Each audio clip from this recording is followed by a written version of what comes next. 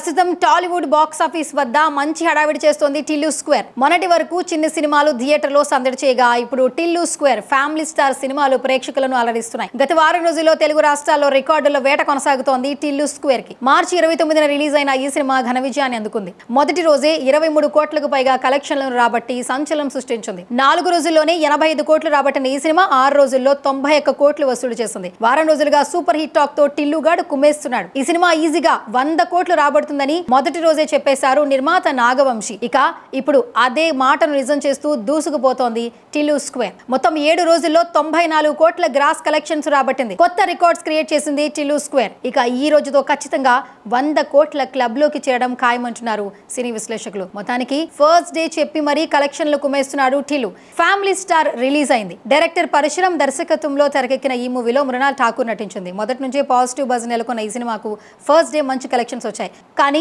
అటు Tillu square cinema కలెక్షన్లు మాత్రం ఎలాంటి ప్రభావం చూపలేకపోయింది. ఈ రెండు చిత్రాలు ఇప్పుడు బాక్స్ ఆఫీస్ వద్ద దూసుకుపోతున్నాయి. త్వరలోనే టిల్లు స్క్వేర్ కి సీక్వెల్ రాబోతుందట. మరి ఇందులో సిద్ధుతో జోడీ కట్టనున్న హీరోయిన్ ఎవరు అనే సెన్సేషన్ క్రియేట్ అవుతుంది. ఈ సస్పెన్స్ అయితే వేయటం లేదు.